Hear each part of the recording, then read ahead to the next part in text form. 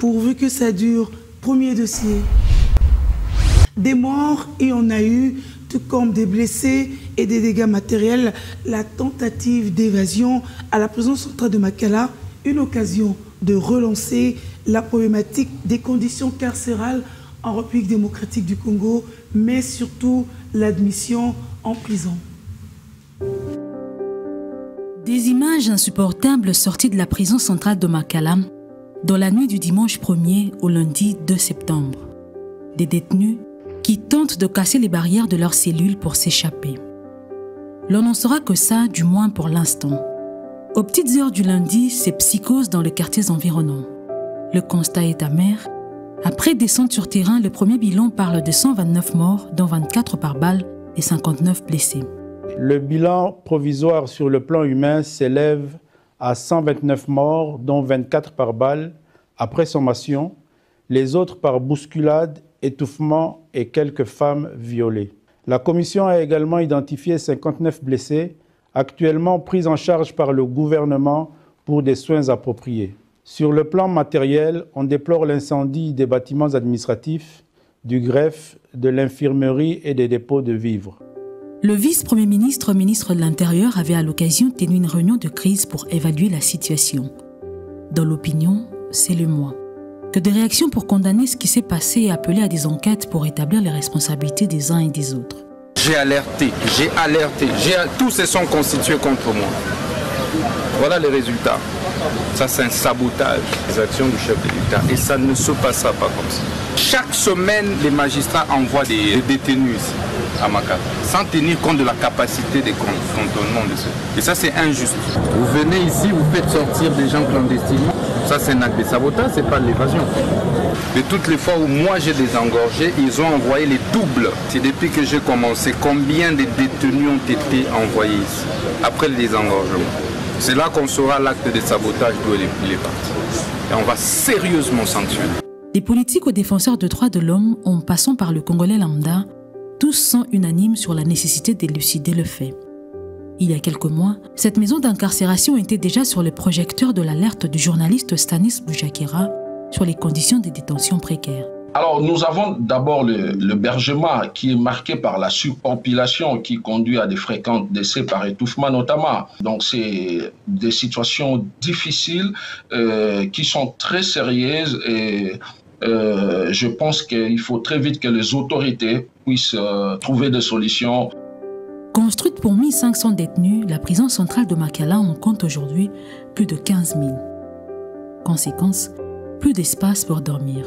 Certains détenus passent la nuit dans les toilettes. Il y a des maladies diverses. Le prisonnier qui dort perché sur les latrines, le maigre repas de très mauvaise qualité servi une seule fois par jour entre 17h et 18h. Après les tollés, le ministre d'État en charge de la justice et garde de Sceaux a lancé un programme pour désengorger les prisons. Matela, ration alimentaire était dans sa gibecière pour alléger tant soit peu la souffrance des détenus qui sont en majorité de présumés. Constant Moutamba a poursuivi sa démarche dans d'autres maisons d'incarcération, notamment à Mbujimaï. Nous sommes en train de faire l'état des lieux de toutes les prisons et prendre des mesures idoines de désengorgement et d'amélioration des conditions carcérales. Pour certains observateurs, ces actions du ministre de la Justice ne sont qu'un coup d'épée dans l'eau. Le mal est profond et difficile de l'éradiquer sans une politique véritable d'incarcération. Ce qui se passe aujourd'hui à travers la prison Makala, par exemple, n'est que la résultante d'une justice malade telle que l'a décrit le chef de l'État. Et pour ce faire, il faudrait procéder tel un médecin, commencer par une consultation et non évoquer une automédication qui risque d'être fatale. Aujourd'hui, il faudrait que des assises soient organisées de sorte que tous les acteurs et tous les parties prenantes au niveau de la justice puissent se mettre ensemble de sorte à pouvoir établir des politiques judiciaires convenables et adaptées ainsi que des politiques carcérales parce que nous avons l'impression que au vu de l'évolution des choses, ces politiques passées sont complètement dépassées. Et pour cela, il faudrait éviter cette guéguerre que l'on semble constater aujourd'hui entre l'exécutif au niveau de la justice et le judiciaire. Tant que cela va perdurer, les retombées seront néfastes, que ce soit pour ceux qui sont incarcérés, ainsi que pour ceux qui ont besoin d'une justice équitable et d'une justice qui dise convenablement le droit. La situation... L'hôpital a été construite dans un premier temps pour 500 000 habitants. Aujourd'hui, nous sommes à plus de 15 millions d'habitants. Mais en attendant, les infrastructures de base n'ont pas suivi. La prison centrale de Makala, telle que vous le savez, a été construite en 1957 pour, dans un premier temps, 1500 détenus. Aujourd'hui, nous sommes à plus de 15 000, c'est-à-dire que ça s'est multiplié par 15. En tout cas, nous sommes vent debout et nous en appelons à la sensibilité du gouvernement de chercher à mettre sur place une politique judiciaire claire pour, n'est-ce pas, remédier à cette situation. Vous savez, lorsque les gens sont placés dans des conditions carrément détestables, où ils n'ont pas à manger, ils n'ont pas à boire, ils sont torturés, violés, etc. C'est l'instinct de survie, peut-être, qui aurait poussé les détenus à chercher à s'évader. Après la mise en application de la disposition constitutionnelle relative au démembrement des provinces, aucune politique d'incarcération n'a suivi. Plusieurs provinces démembrées dépendent toujours des prisons des anciennes provinces. Des fois, le coût de transfert pèse sur leur budget. Il est anormal que nous puissions avoir des prisons surpeuplées en RDC alors que nous sommes un pays qui a beaucoup d'espace. Les prisons d'Angenga doivent être améliorées, les prisons au niveau du Congo central, au niveau de Mbandaka, partout là-bas, il faut que nos prisons... Et nous soutenons également l'action du ministre de la Justice, Constant Moutamba, qui veut que les choses changent, l'administration de la justice évolue positivement. Il est anormal que la justice dans un pays se déroule ainsi. Donc nous saluons les mesures qui seront prises pour que nous puissions avoir de nouvelles prisons et aussi améliorer notre code pénal. On ne peut pas pour un fait bénin, quelqu'un doit aller en prison. C'est-à-dire qu'il faut des réformes courageuses pour qu'on puisse avoir une justice potable. Et vous savez que la justice élève une nation. Censés être des endroits de rééducation, les prisons sont devenues des lieux sans espoir. Voilà pourquoi la plupart... La scène de l'évasion aura duré longtemps. On l'a vécu presque en temps réel. Quel degré d'infiltration?